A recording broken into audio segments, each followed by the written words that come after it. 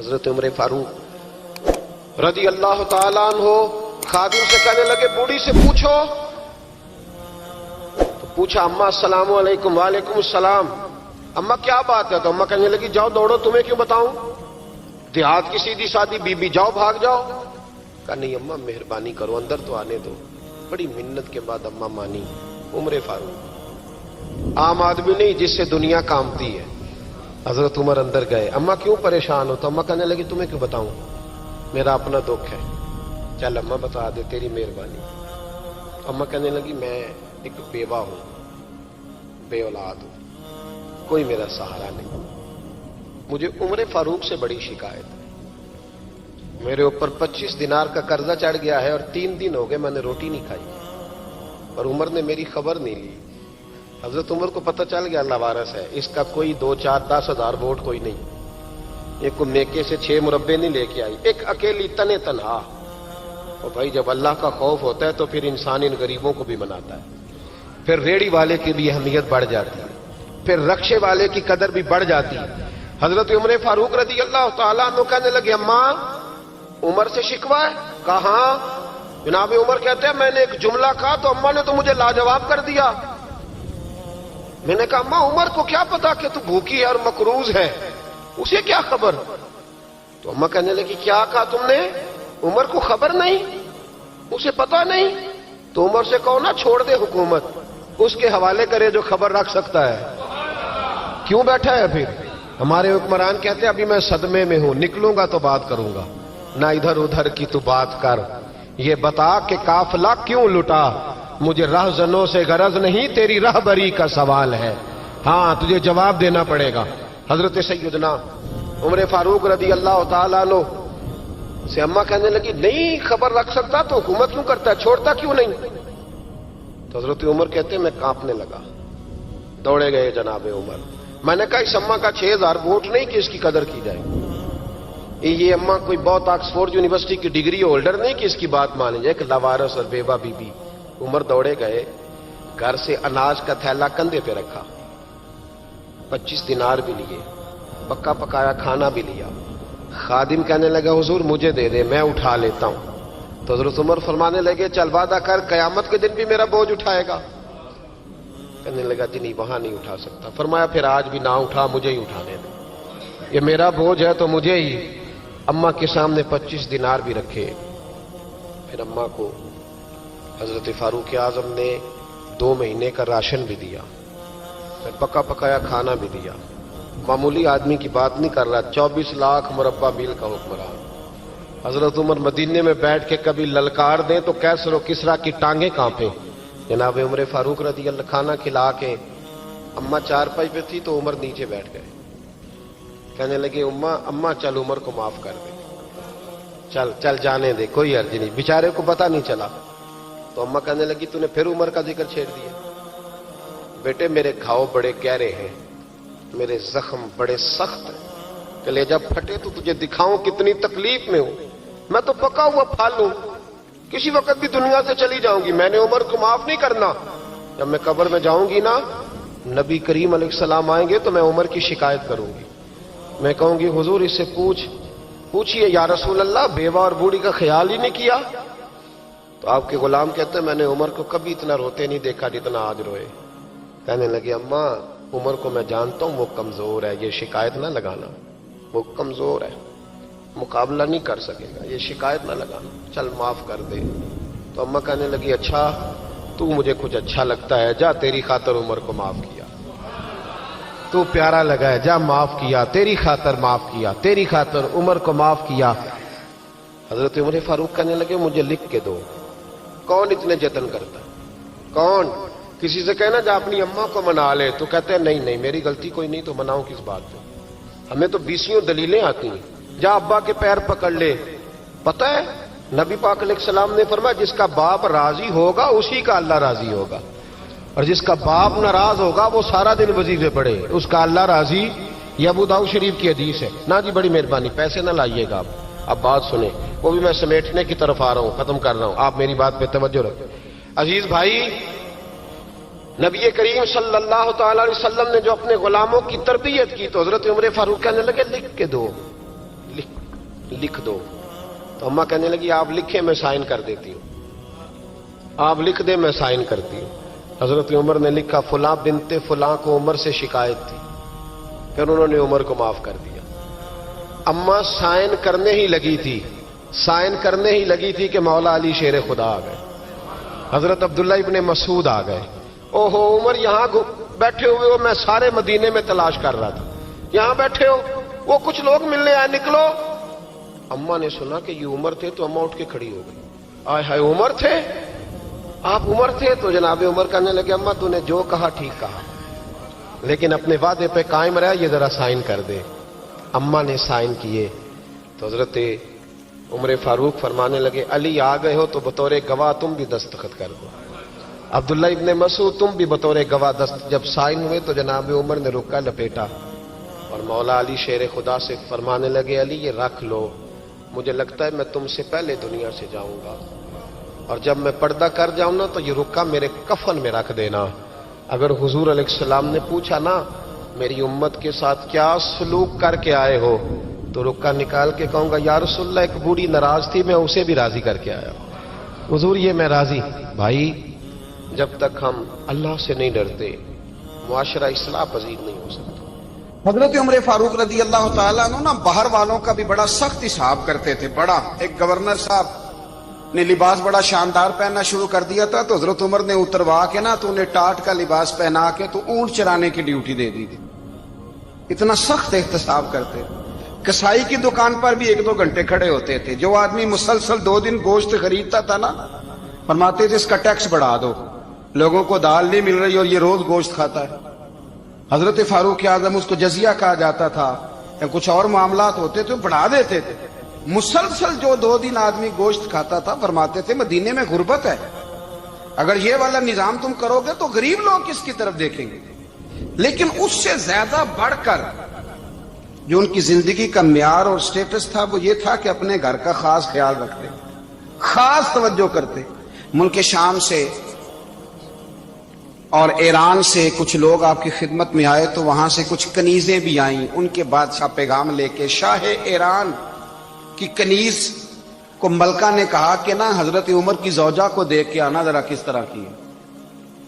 ہمارے ملک میں کیا کہتے ہیں خاتون اول, جی خاتون, باقی سارے دووں میں خاتون اول, ذرا خاتون اول کو دیکھ کے آنا. تو وہ جب آئی نا گھر میں ملنے تو کہا کہ مجھے میری ملکہ نے کہا تھا کہ عمر کی زوجہ سے اہلیہ سے ملاقات کر کے آنا. تو حضرت عمر کی اہلیہ نے نا ایک جوڑا کپڑوں کا دے دیا ملکہ کے لیے اور ایک خوشبو کی شیشی دے دی. اب جب وہ تحفے وہاں گئے تو اس ملکہ نے نا کچھ سونے کا سامان بھیجا, کچھ زیورات بھیجے, کچھ تحائف بھیجے. جب حضرت عمر کے گھر آئے نا وہ خادم لے کے آیا, اس نے کہا جی آپ کی اہلیہ نے تحفے بھیجے تھے. تو جواب میں شاہ ایران کی بیوی نے یہاں جس ملک کا وہ سفیر تھا انہوں نے بھی یہ بھیجے. تو حضرت عمر فاروق نا وہ تحفے لے کے گھر گئے تو جا کے کہنے لگے اپنی اہلیہ سے یہ تو کب سے تحفے تحائف بھیجنے لگ گئی ہے, یہ کب سے نظام شروع ہو گیا؟ تو کہ حضور تحفہ دینا لینا تو ٹھیک ہے, سنت ہے, محبت بڑھتی ہے, تو یہ کوئی قباحت نہیں, اور میں نے اپنی ذاتی استعمال کے لیے جو چیزیں رکھی تھی وہ میں نے دی ہیں.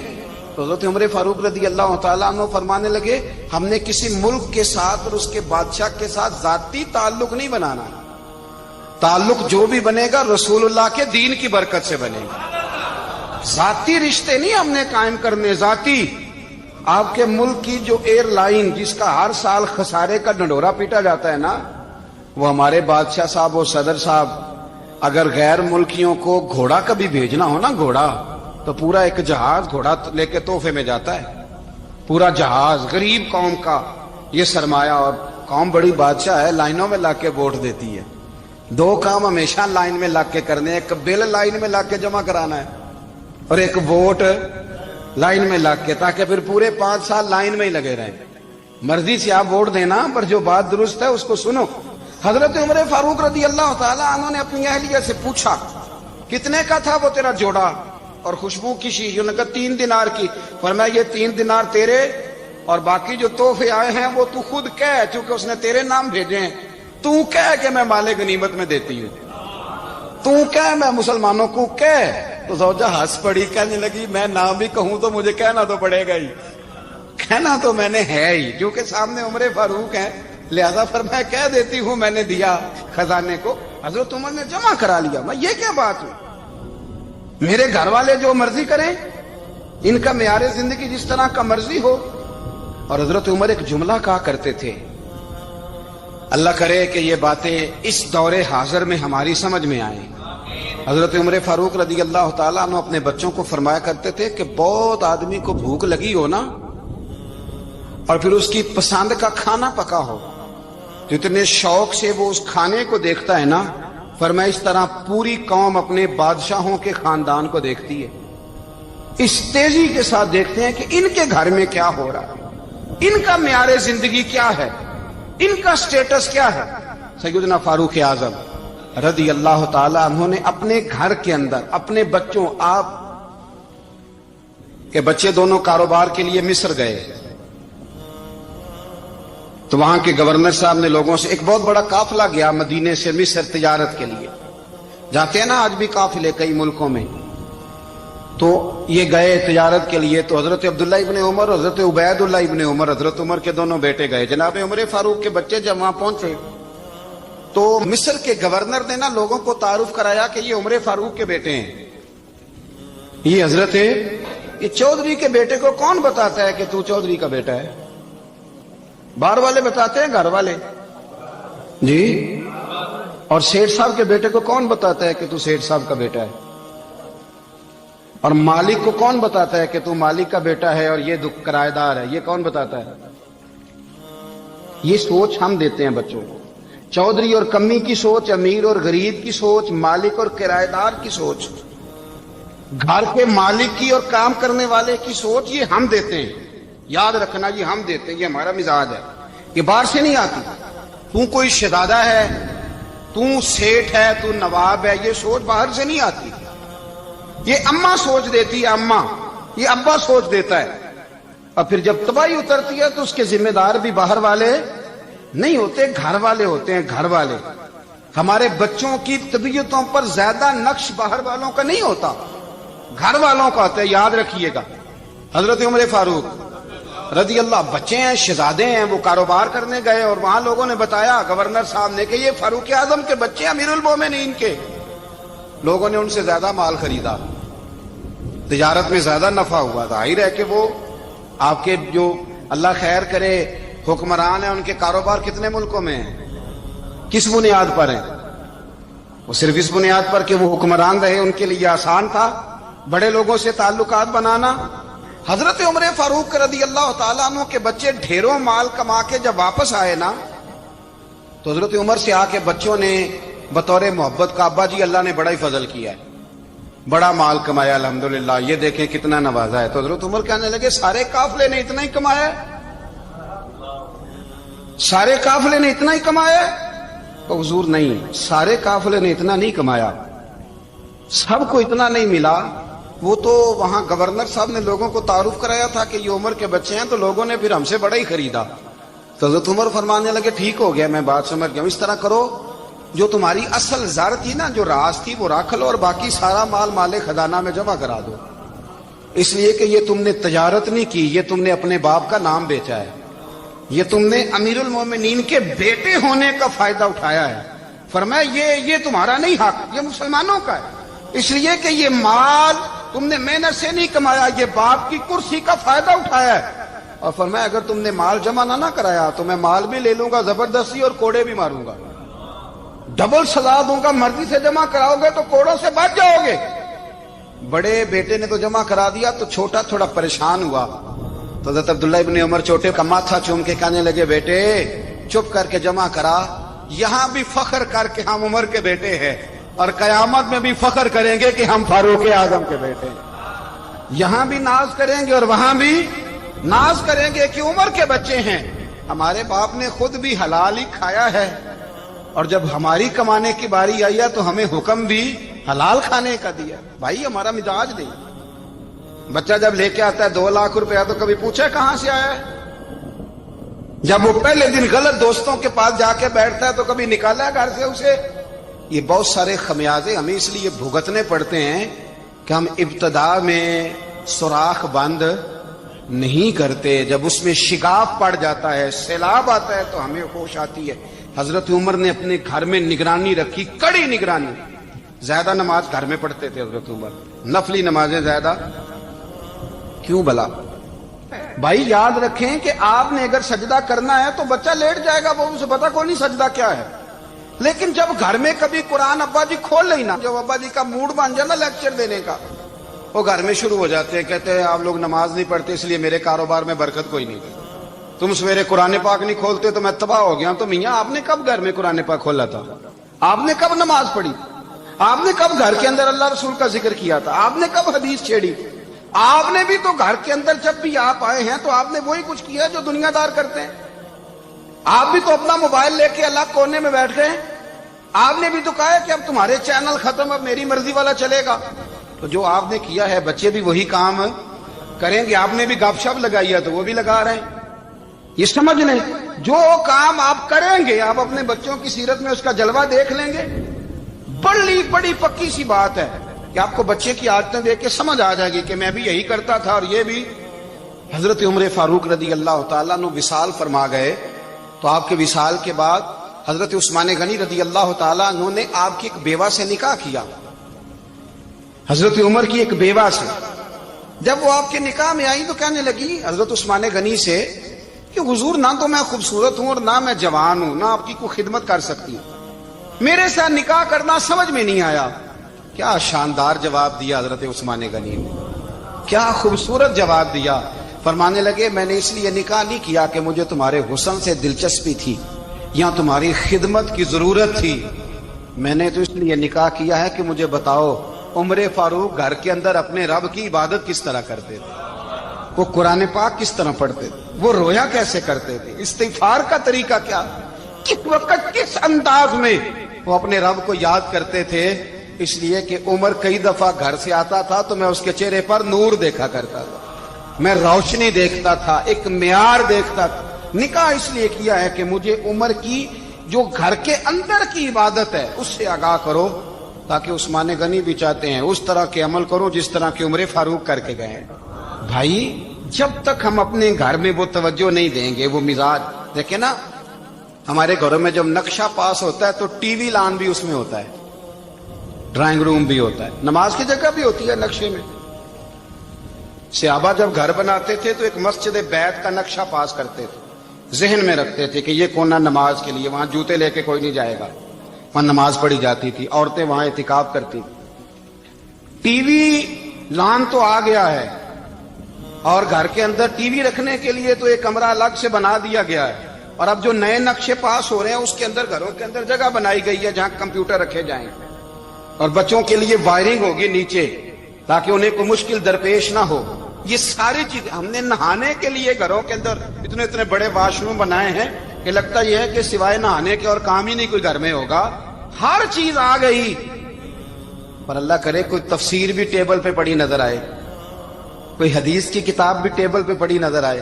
اللہ کرے کہ جس طرح ابا لطیفہ سن کے آتا ہے تو جب تک سنا نہ لے اسے ہضم نہیں ہوتا، اللہ کرے کہ وہ جمعے میں بیان سن کے جائے تو اس کا بھی دل کرے میں اپنے بچوں کو سناؤں۔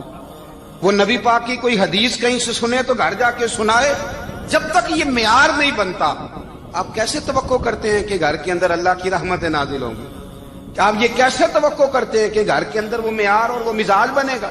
حضرت عمر فاروق نے ذاتی زندگی پر جو توجہ دی، گھر والوں کے معیار پر جو توجہ دی حضرت عمر فاروق رضی اللہ تعالیٰ عنہ نے، وہ بھی بڑی دیدنی ہے۔ حضرت ابو موسیٰ اشعری کو نا آپ نے وزیر خزانہ بنایا، وزیر خزانہ، تو حضرت ابو موسیٰ اشعری کہتے ہیں کہ حضرت عمر کو شیخ خزانے میں رہنے تو دیتے نہیں تھے۔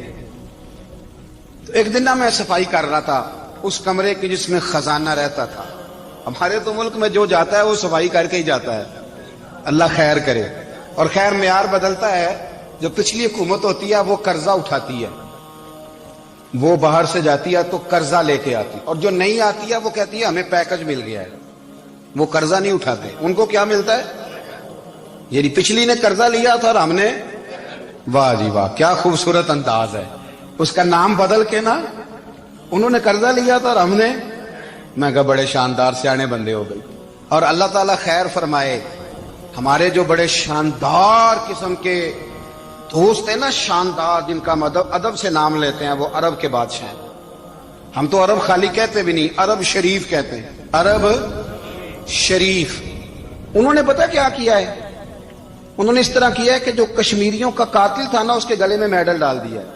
یہی کام وہ کرتے رہتے۔ انہوں نے پہلے انہیں بلا کے مندر بھی بنوائے تھے، ہمیں کوئی شکوہ نہیں، ان کی زمین ہے، اللہ تعالیٰ توفیق عطا کرنے والا ہے، پر خیال یہ تھا کہ چلو کشمیریوں کے زخموں پر نمک نہ چھڑکتے، 2 مہینے انتظار کر لیتے، کچھ حالات سنور جاتے، کچھ تھوڑا انتظار۔ ہیں ہمارے دوست، ہمارے وزیر اعظم صاحب جب جاتے ہیں تو وہ پھولوں کا ہار ڈالتے ہیں ہمارے دوست، لیکن انہیں وہ حدیث یاد نہیں کہ نبی پاک علیہ السلام نے فرمایا جب میرے مومن کو تکلیف ہوتی ہے تو مجھے بھی گنبد خضرا میں تکلیف ہوتی ہے۔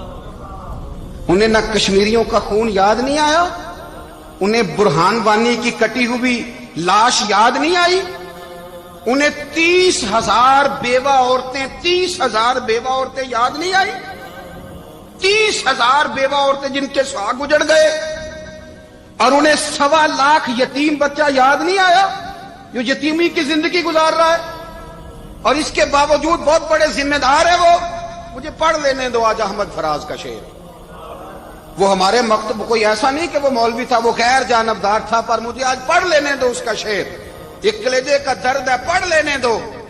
اس نے کہا تھا کہ پڑھتا ہوں تو کہتی ہے یہ خالق کی کتاب ہے، مثل یہودی یہ سعودی بھی عذاب، اس قوم کے بارے میں کیا لکھوں فراز، کعبے کی کمائی سے جو پیتے ہیں شراب، کعبے کی کمائی سے جو پیتے ہیں شراب، اس قوم کے بارے میں کیا لکھوں فراز، کہ کعبے کی کمائی سے جو پیتے ہیں شراب۔ میں خیال نہیں آیا تمہارا صرف دین یہ ہے کہ قبریں گرا دو، مزارات گرا دو، فقط یہ دین ہے؟ کوئی نبی پاک کے روزے کی طرف منہ کرے تو اسے مشرک کہو، یہ دین ہے؟ اس کا نام مذہب رکھا تم نے؟ مذہب تو اس کا نام ہے کہ جو رسول اللہ کا نام لینے والا ہے وہ ہمارا یار ہے، اور جو نبی پاک کا نام لینے والا نہیں، ہمارا اس سے کوئی تعلق، یہ دین ہے۔ حضرت عمر فاروق کی سیرت سنا رہا ہوں، حضرت عمر کی۔ حضرت ابو موسیٰ اشعری نے ایک عیسائی کو منشی رکھا تھا، اکاؤنٹ آفیسر حضرت ابو موسیٰ اشعری نے۔ تو حضرت عمر فاروق بول پڑے، کہنے لگے تمہیں مسلمان کوئی نہیں ملا تھا؟ کلمہ گو نہیں تمہیں نظر آئے؟ کشمیریوں کی لاشیں نظر نہیں آتی؟ ان کا خون بہ رہا ہے، تباہی اتر رہی ہے، اور تم قاتل کو گولڈ میڈل پہنا رہے ہو۔ اور یاد رکھنا، جب مسلمانوں کی بچیاں روندی جاتی ہوں نا تو پھر اسلام امن کا درس نہیں دیتا، پھر اسلام جہاد کی بات کرتا ہے، پھر اسلام جہاد کی بات کرتا ہے، جہاد کی۔ وہ قومیں غیرت مند نہیں ہوتی کہ جن کے گھروں میں آگ لگی ہو اور وہ غیروں کو ہار پہناتی پھرے۔ اللہ کا کچھ خوف کرو، زندگی مختصر ہے، دبئی میں کتنے رہے اور کتنے چلے گئے، خدا را کچھ خدا۔ تم سے اچھے تو وہ نیو یارک کے رائٹر ہیں جو کم از کم اپنے کالموں میں کشمیر کی بات کرتے ہیں، تم سے اچھا برطانیہ کا وہ شخص ہے جو کم از کم BBC لندن پہ رپورٹ جاری کرتا ہے تو کہتا ہے کشمیر پہ ظلم ہو رہا ہے۔ تم سے تو وہ اچھے رہ گئے، تم نے بات کرنا تو دور کی بات، تم نے دشمنوں کے گلے میں ہار پہنانے شروع کر دیے۔ کل جب پوچھیں گے بلا کے تم کو اپنے سامنے، کیا جواب جرم دو گے تم خدا کے سامنے؟ بڑی تکلیف ہوئی، بڑی تکلیف ہوئی۔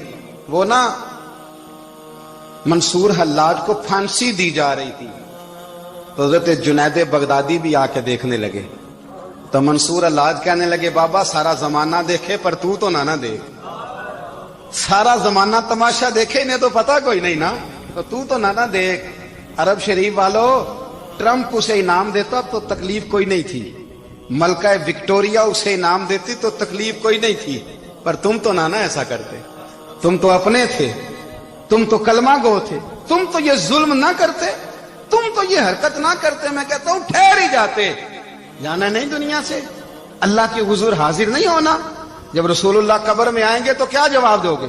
خدا را، حضور نے فرمایا تھا گناہ روک نہیں سکتے تو دل میں ہی برا جان لو، ذالک اضعف الایمان، یہ کمزور ایمان ہے، کم از کم اتنی حد تک تو آ دو، دشمن سے گلے تو نہ ملو۔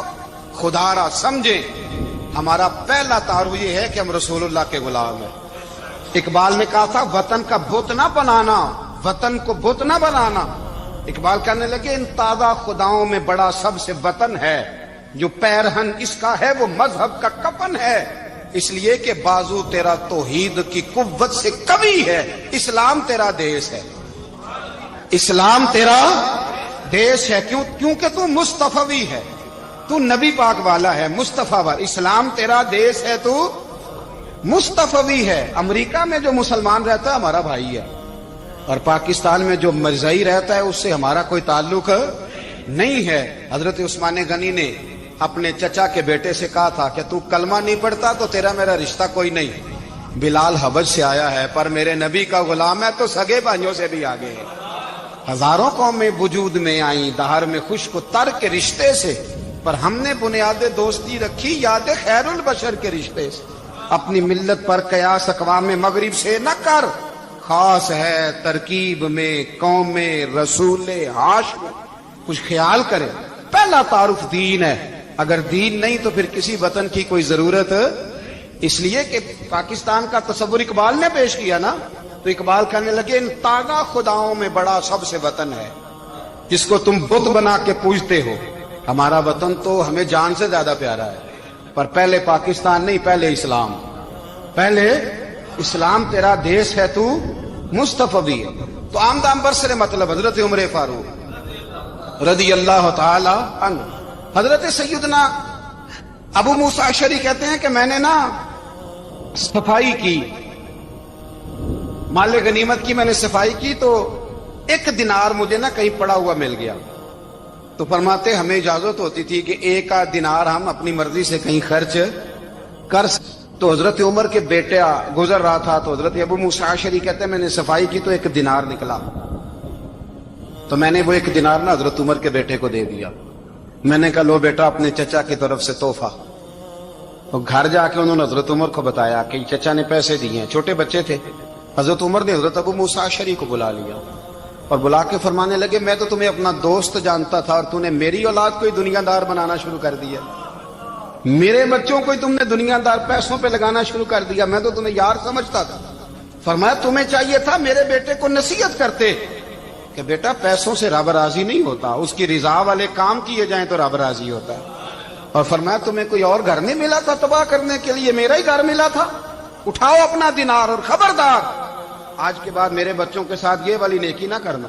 اور ہمارا کیا سٹیٹس ہے، دوستی ہے یہ اس سے جو تحفے زیادہ دے، جو بچوں کو خراب کرنے میں مدد زیادہ کرے اس کے ساتھ یہ رہنا۔ حضرت عمر نے گھر پہ اور سب سے بڑھ کر اپنی ذات پہ توجہ کی۔ حضرت ابو مالک رضی اللہ تعالیٰ عنہ کہتے ہیں میں عمر کے پیچھے پیچھے ایک باغ میں گیا، اکثر اس باغ میں جایا کرتے تھے، اور عمر جا کے نا تو درخت کے نیچے بیٹھ گئے اور فرمانے لگے او امیر المومنین اللہ سے ڈر جا، ورنہ جس رب نے حکومت دی ہے وہ عذاب بھی بڑا دے گا، ڈر جا رب سے۔ کبھی ساری زندگی حضرت عمر نے اپنا کوئی تعارف نہیں کرایا، کبھی نہیں۔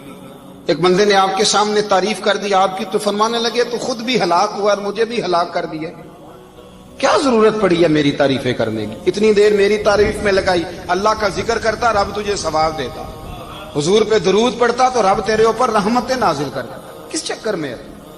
آج جتنا اچھی کوئی خوشامد کرے اتنی اچھی وزارت ملتی ہے، جتنی اچھی اس کو جو ہے وہ چاپلوسی کرنی آیا درجہ بھی اسے اتنا ہی اچھا ملتا ہے۔ حضرت عمر فاروق رضی اللہ تعالیٰ عنہ آپ کے بیٹے کہتے ہیں، صاحب فتوح الشام نے لکھا ہے، آپ کے صاحبزادے کہتے ہیں میں نکلا تو میرے ابا جی نا اپنی پشت پر مشکیزہ رکھ کے کنویں سے پانی بھر کے آ رہے، میں دوڑ کے آگے گیا، میں نے کہا ابا جی مجھے دے دے۔ فرمانے لگے بیٹا تیرا کیا خیال ہے، کوئی اور نہیں تھا مشکیزہ بھر کے لانے کے لیے، تیرا کیا خیال ہے؟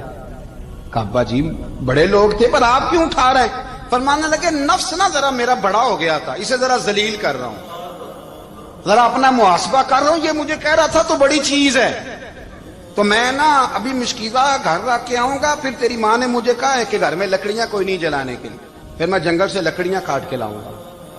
اب میں امیر المومنین بن کے نا تو میرا نفس تھوڑا بڑا ہو گیا۔ اب یقین کریں ہمارا ہاضمہ خراب ہو جاتا ہے جب تک ہمارا تعارف صحیح نہ ہو، ہمارا تعارف ٹھیک نہ ہو، میں یہ ہوتا ہوں میں وہ ہوتا ہوں، چھوڑ مٹی دیں تے مٹی رہنا ہی، مٹی دیں تے مٹی دیں تے مٹی رہنا ہی، ایویں کادی بلے بلے اج مٹی دے اتے بندیا تے کل مٹی دے تھلے، مٹی دیں تے مٹی رہنے قاضی بلے مجھے پوچھ لو، مجھے جان لو، میرا نام لے لو، میں بھی آیا ہوں، میں بھی ہوتا ہوں، میرا بھی یہ تذکرہ ہے، میں بدکار پرانا خادم، کسے در ملی نہ ٹوئی، اے تے واصف یار نے نظر جو کی تھی تے واصف واصف ہی ہوئی۔ یہ تو بڑی بات کی بات ہے، تو بات کی بات ہے صاحب، ورنہ من نانم کے من نانم، جو ہم ہیں اس کا ہمیں پتا تو ہے نا بھائی۔ کبھی بھی یہ جو ذات کا چکر ہے نا، میں بھی ہوں، مجھے بھی، او بھائی یاد رکھو میں کون ہوں۔ یہ جو نام نمود اور یہ خواہشیں اور یہ جو وقار، یہ تو کمزور لوگوں کا طریقہ ہے۔ جس کو اپنا تعارف کرانا پڑ گیا، اس سے بھی زیادہ کمزور کوئی ہے؟ فوٹو میں دکھاتا پھرتا ہے فلانے کے ساتھ فوٹو، فلانے، تو کمزور بندے یہ کام کرتا۔ حضرت عمر فاروق، اللہ اکبر، حضرت عمر جیسا بندہ 24 لاکھ مربع میل کا حکمران، اور شاہ روم کو خط لکھ کے کہتا ہے میں منت نہیں کرتا، میں حکم دیتا ہوں۔ اتنا تگڑا بندہ۔ جنگ قادسیہ کے لیے حضرت سعد بن ابی وقاص کو بھیجا، فتوح الشام پڑھ کے دیکھیں۔ حضرت عمر بڑے پریشان ہیں، اتنے دن ہو گئے کوئی رپورٹ ہی نہیں آئی۔ اب تو موبائل ہے نا، تو ایک ایک منٹ کی رپورٹ لیں آپ، بلکہ آپ ایک ایک منٹ کی فوٹو لیں، آپ رپورٹ تو دور رہ گئی۔ حضرت عمر فاروق رضی اللہ تعالیٰ عنہ بڑے پریشان ہیں کہ قادسیہ میں حضرت سعد بن ابی وقاص کے ساتھ لوگ جہاد کرنے گئے، رپورٹ کوئی نہیں آ رہی۔ اتنے پریشان تھے کہ باہر نکل کے نا اس رستے پہ بیٹھ جاتے جو رستہ قادسیہ کی طرف سے آتا تھا، اس جو بھی آتا جاتا پوچھتے جنگ کے کیا حالات ہیں۔ ادھر جب اللہ نے فتح دے دی نا، تو حضرت سعد بن ابی وقاص رضی اللہ تعالیٰ عنہ نے نا ایک قاصد کو خط دے کے بھیجا، کہنے لگے عمر کے پاس جاؤ، انہیں اطلاع دو کہ الحمدللہ اللہ نے اسلام کو فتح عطا کر دی۔ یہ حضرت عمر کو جا کے دینا، وہ بڑے پریشان ہوں گے۔ وہ جو اس زمانے میں اس طرح ہوتا تھا کہ کئی دور دور سے صحابہ جو دوسرے شہروں کے ملکوں کے رہنے والے ہوتے تھے، وہ بھی آ کے شامل ہو جاتے تھے جہاد میں۔ کوئی ایک دفعہ مدینے آیا، کوئی 2 دفعہ آیا، پھر اپنے اپنے علاقوں میں بہت سارے لوگوں نے زیادہ دفعہ حضرت عمر کو دیکھا بھی نہیں تھا۔ وہ جو قاصد خط لے کے آیا تھا نا، اس نے 1 دفعہ دیکھا تھا، حضرت عمر بوڑھے ہو گئے، وہ پہچانتا نہیں تھا۔ میری بات کی سمجھ آ رہی ہے آپ حضرات؟ ادھر سے وہ خط لے کے آ گیا۔ حضرت عمر مدینے سے باہر نکل کے اس روڈ پہ بیٹھے تھے جو قادسیہ سے آتا تھا۔ جب اس آدمی کو آتے دیکھا تو حضرت عمر اٹھ کے کھڑے ہو گئے، فرمانے لگے قادسیہ سے آ رہے ہو؟ وہ کیا کہتا ہے؟ پھٹے پرانے کپڑے، ٹوٹے ہوئے جوتے، سر پہ پرانی پگڑی، کہنے لگے غلام مدینے کے رہنے والے ہو؟ حضرت عمر کہنے لگے ہاں مدینے کا ہوں۔ کہا میں قادسیہ سے آیا ہوں، الحمدللہ اللہ نے اسلام کو فتح دے دی ہے، الحمدللہ کفر کی کمر ٹوٹ گئی ہے۔ اس نے یہ بات کر کے تو گھوڑے کو ایڑی لگائی، گھوڑا دوڑنے لگا مدینے کے، حضرت عمر بھی ساتھ ساتھ دوڑ رہے ہیں۔ فرمانے لگے اچھا بتاؤ خالد بن ولید کا کیا حال ہے؟ تھوڑا آگے جا کے فرمانے لگے اسامہ بن زید کیسے ہے؟ وہ کہتے ہیں ٹھیک ہے۔ پھر اس نے اور گھوڑا، عمر ساتھ ساتھ دوڑ رہے ہیں، ساتھ ساتھ 24 لاکھ مربع میل کا حکمران، ایک جوتا پیر سے نکل گیا، عمر دوڑ رہے ہیں۔ آگے جا کے پوچھتے ہیں سعد بن ابی وقاص کا کیا حال ہے؟ کہ حضور وہ بھی ٹھیک ہے۔ کتنے لوگ میرے شہید ہو گئے مسلمانوں میں سے؟ کہنے لگا صحیح گنتی کا نہیں پتا، یہ لفظ ادا ہوتے ہوتے مدینے کی سرحد آ گئی۔ لوگوں نے عمر کو گھوڑے کے ساتھ دوڑتے دیکھا تو کہا امیر المومنین کیوں دوڑ رہے ہیں؟ وہ غلام چھلانگ لگا کے نیچے آیا، قدموں میں بیٹھ گیا، کہنے لگا حضور آپ نے بتایا ہی نہیں آپ امیر المومنین ہیں۔ آپ فرمانے لگے کیا بتاتا؟ میں تو اونٹ چرانے والے کا پتر ہوں، کیا بتاتا؟ وہ عمر ہوں جس نے اپنے گناہوں کا حساب دینا ہے، کیا بتاتا؟ جو سعد بن ابی وقاص کو جہاد پہ بھیج کے خود بزدلوں کی طرح گھر میں بیٹھا ہے، کیا بتاتا؟ کوئی حیثیت نہیں، کوئی تار۔ تو نے اچھا کیا، تو تو مجاہد تھا، مجھے ساتھ ساتھ دوڑایا، تو نے اچھا کیا۔ جتنے لوگ تھے چیخے مار کے رونے لگے۔ حضرت فاروق اعظم سے کہنے لگے عمر جب تک تیرے جلوے رہیں گے اللہ کامیابیاں ہی عطا فرمائے گا، جب تک تیرا رنگ رہے گا اللہ تعالیٰ نوازتا ہی رہے گا۔ کچھ نہیں، کبھی اپنا آپ ظاہر ہی نہیں کیا۔ بہت بڑے تھے، بہت بڑے تھے حضرت عمر، بڑے تھے، لیکن ساری زندگی اپنے محاذ۔ حضرت ابو رافع غلام تھے، قرآن پاک بڑا سونا پڑھتے تھے۔ حضرت عمر جب بھی انہیں ملتے کہتے ابو رافع تو عمر سے اچھا ہے، قرآن بڑا شاندار پڑھتا ہے۔ تو وہ کہتے حضور اگر میں قرآن صحیح پڑھتا ہوں تو آپ کو قرآن کی تشریح زیادہ صحیح آتی، آپ بھی تو مجھ سے افضل ہیں۔ تو آپ فرماتے نہیں پھر بھی تو مجھ سے افضل ہے۔ کیوں؟ اس لیے کہ تو اپنے غلام اپنے آقا کی نوکری بھی ٹھیک کرتا ہے اور رب کی عبادت بھی ٹھیک کرتا ہے۔ اور مجھے خالص صرف عبادت کرنی ہوتی ہے وہ بھی ٹھیک نہیں کر پاتا. ساری زندگی اپنا محاسبہ، ساری زندگی اپنے گریبان میں دیکھا، ساری زندگی اپنے آپ کو پرکھا، اپنے آپ کو ٹٹولا. 62 سال عمر بیت گئی. حضرت حذیفہ بن یمان ایک صحابی تھے. میرے نبی کریم علیہ السلام نا ان سے راز کی باتیں کرتے تھے. ہر بندے کا ہاضمہ ٹھیک نہیں ہوتا، سب سے راز کی بات نہیں کرنی چاہیے. حضرت حذیفہ بن یمان کہتے ہیں حضور راز کی باتیں بتاتے. مدینہ منورہ میں جو منافقین تھے ان کی لسٹ بھی نبی پاک نے حضرت حذیفہ بن یمان کو دی تھی. جب کوئی مشکوک آدمی مر جاتا نا تو صحابہ کہتے ہیں ہم دیکھتے اگر حضرت حذیفہ نے جنازہ پڑھا تو ہم بھی جنازہ پڑھ لیتے. نبی پاک نے بھی کچھ جنازے نہیں پڑھے. ترمذی میں ہے فرمایا عثمان سے جو بغض رکھے اس کا جنازہ نہیں پڑھیں گے. حضرت حذیفہ بن یمان اگر جنازہ پڑھتے تو لوگ پڑھتے، وہ نہ پڑھتے تو لوگ جنازہ نہ پڑھتے. حضرت حذیفہ بن یمان کہتے ہیں جناب عمر فاروق کی خلافت کے آخری ایام تھے، کچھ دنوں کے بعد وہ شہید ہو گئے. فرماتے آدھی رات کا وقت تھا، میں گھر میں سویا تھا بڑا بے فکر، اچانک میرے دروازے پہ دستک ہوئی، میں گھبرا کے اٹھا. اتنی رات کو کون آیا؟ کہتے ہیں قربان جاؤں دروازے پہ گیا تو امیر المومنین فاروق اعظم دروازے پہ. میں نے کہا عمر کوئی حکم تھا تو مجھے بلا لیتے. کہنے لگے میں نا امیر بن کے نہیں آیا، تیرا ویر بن کے آیا ہوں. امیر المومنین کی حیثیت سے سرکاری کام سے بلاتا تو وہاں بلاتا، مجھے ایک ذاتی کام پڑ گیا. کہتے میں نے عمر کو گھر کی اندر بلا کے چارپائی پہ بٹھایا. میں نے کہا حضور میں غریب آدمی ہوں، میں کیا آپ کے کام آ سکتا ہوں؟ تو کہتے ہیں انہوں نے نا مجھے ساتھ بٹھا لیا، پھر میرا ہاتھ پکڑ لیا. کہنے لگے تو عمر کو جانتا ہے؟ عمر جھوٹ نہیں بولتا. تو جانتا ہے؟ عمر وعدوں کا پکا ہے. کہا حضور جانتا ہوں. کہا میں اس وقت آیا ہوں جب دیکھ بھی کوئی نہیں رہا. حضرت حذیفہ بن یمان کہتے ہیں پریشان ہو گیا، حضور پہلیاں نہ بجھوائے، مہربانی کر بتائیں کدھر آئے ہیں. حضرت عمر فاروق فرمانے لگے 62 سال کا ہو گیا ہوں، 63 میں چل رہا ہے، داڑھی سفید ہو گئی ہے، ال پک گیا، اٹھ فریدا ستیا، داڑھی آ گئی پور، اگا نیڑے آ گئی، پیچھا رہ گئی دور. اب قبر اشر کا معاملہ صاف نظر آنے لگا ہے. کہا حضور مجھ سے کیا چاہتے ہیں؟ حضرت عمر رو پڑے. کہنے لگے آج میں عشاء کے بعد نکلا ہوں تو نبی پاک کے صحابہ مجھے نیک کہہ رہے تھے. پھر میں نے بچوں کی ماں سے اور بچوں سے بھی پوچھا ہے، وہ بھی مجھ سے راضی ہیں.